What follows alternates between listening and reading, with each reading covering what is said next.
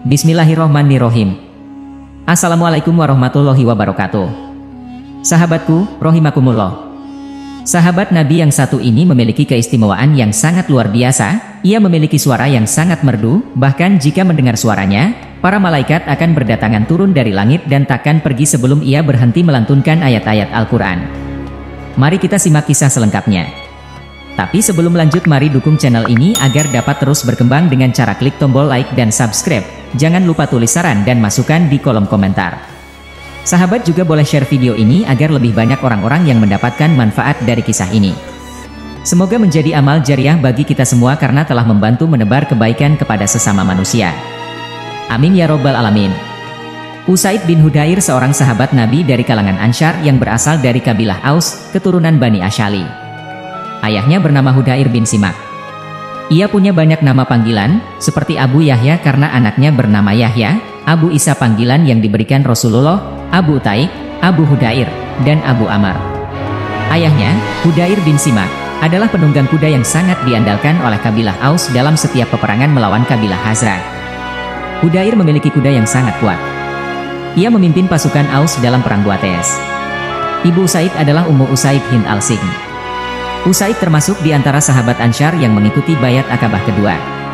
Ia memeluk Islam lantaran dakwah Mus'ab bin Umair, yang diutus ke Yatsrib oleh Rasulullah SAW untuk mengajari kaum Muslim Ansyar yang telah berbaiat kepada Nabi SAW. Pada Bayat Aqabah pertama. Pada awalnya, Usaid termasuk di antara penduduk Yatsrib yang tidak menyukai kedatangan Mus'ab di negeri mereka, karena setiap hari semakin banyak penduduk Yatsrib yang beralih keyakinan. Suatu hari, Usaid bin Hudayr dan Sa'id bin Muaz duduk berbincang-bincang tentang semakin banyaknya muhajirin dari Makkah yang menjalankan dan mengajarkan agama baru yang belum mereka kenal. Usaid dan Sa'id adalah pembesar Bani Abdul al-Ashal. Sa'id pun meminta Usaid untuk mendatangi Mus'ab bin Umair di kediaman As'ad bin Surarah. Dengan tangan menghunus senjata, Usaid mendatangi rumah As'ad bin Surarah. Tiba di sana, Usaid langsung mencaci maki Mus'ab dan mengusirnya. Namun, Mus'ab berkata kepadanya, "Duduklah dan dengarkan. Jika kau mendengar sesuatu yang menyenangkan, terimalah. Jika kau mendengar sesuatu yang menyakitimu, kami akan menghentikannya." Usaid menjawab, "Baiklah kalau begitu." Mus'ab pun melanjutkan dakwahnya dengan membaca sebagian ayat Al-Quran, lalu menjelaskannya. Penjelasannya ternyata menyentuh hati Usaid, tetapi ia tidak serta-merta tunduk. Ia letakkan senjatanya kemudian berkata, "Apa yang engkau ucapkan itu benar. Sekarang, sampaikan lebih banyak lagi apa yang ada dalam agamamu." Maka, Mus'ab kembali membacakan ayat-ayat Al-Quran dan menjelaskan seruan agama baru ini dengan penuh kesantunan serta tuturan yang lembut dan logis. Belum tuntas penjelasan Mus'ab, tiba-tiba Usaid mengajukan pertanyaan, "Alangkah baiknya kata-kata ini dan betapa indahnya. Apa yang harus kulakukan jika ingin memeluk agama ini?" Mus'ab menjawab, "Bersihkan pakaianmu dan mandilah. Lalu, bersaksilah dengan kebenaran, bersyahadat. Setelah itu, dirikan sholat 2 rakaat.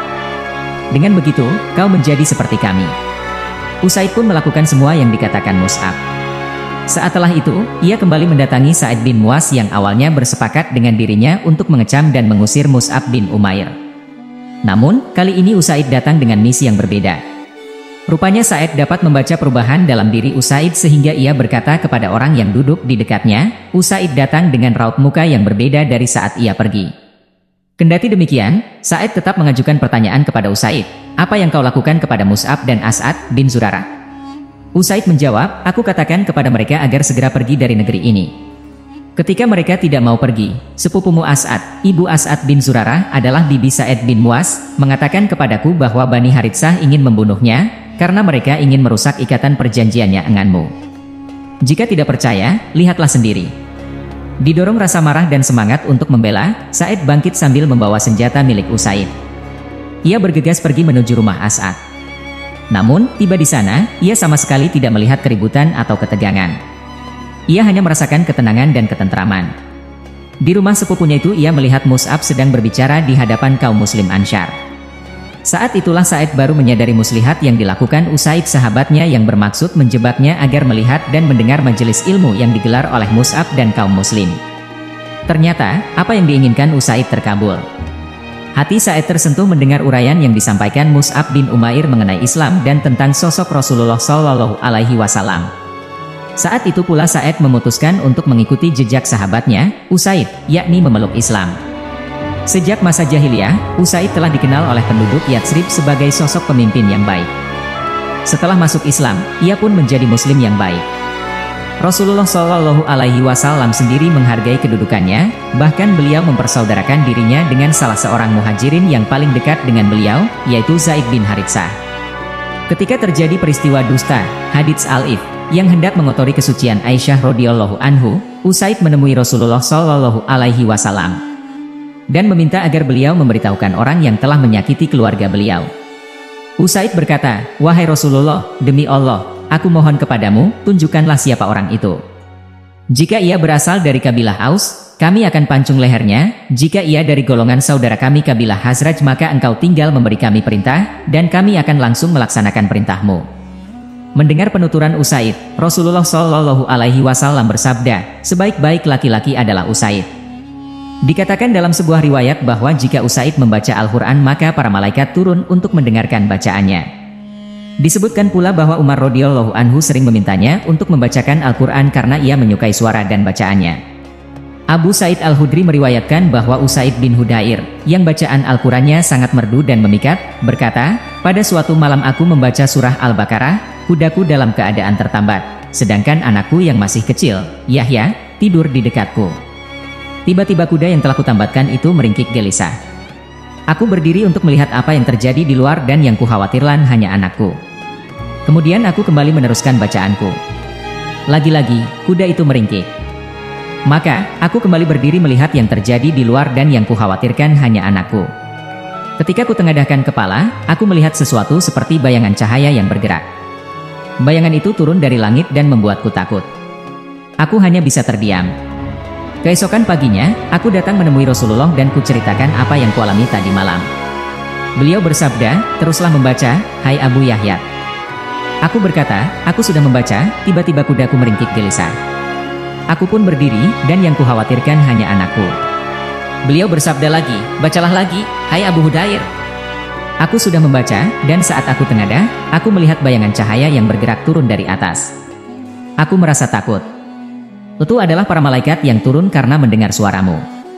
Seandainya kau membacanya hingga waktu subuh, niscaya semua manusia akan melihat mereka. Usaid memainkan peranan penting dalam suksesi kekhalifahan setelah Rasulullah. Saat itu, ia berkata kepada kaum Ansyar yang ingin agar jabatan khalifah dipegang oleh orang Ansyar, "Wahai kaum Ansyar, kalian tahu bahwa Rasulullah berasal dari kalangan muhajirin dan kita adalah para penolong Rasulullah. Maka, sekarang kita berkewajiban menjadi penolong khalifah penerus beliau." Mendengar perkataannya, kaum Ansyar dan Muhajirin merasa senang. Akhirnya, mereka sepakat dengan kaum Muhajirin membayat Abu Bakar Shiddiq sebagai khalifah. Suatu hari Usaid dan Ubad bin Bashar bertemu Rasulullah. Sepulang dari pertemuan itu, keduanya pulang ke rumah masing-masing ketika hari sudah gelap malam. Namun, keajaiban terjadi ketika dari ujung tongkat kecil yang mereka pergunakan keluar cahaya yang menerangi jalan hingga mereka tiba di rumah masing-masing dengan selamat. Pada bulan Syakban 20 Hijriah, Usaid berpulang ke pangkuan sang Khalik di masa kepemimpinan Amirul Mukminin Umar bin Khattab. Khalifah ikut berduka serta memikul keranda yang mengantarkan Usaid menuju pemakaman Baqi. Sebelum meninggal, Usaid sempat berwasiat agar kurmanya dijual untuk melunasi utangnya. Barakallahu fikum. Semoga kita dapat mengambil hikmah dari kisah ini. Sampai jumpa di kisah yang lain, jangan lupa klik tombol notifikasi agar sahabat tidak ketinggalan kisah-kisah selanjutnya. Wassalamualaikum warahmatullahi wabarakatuh.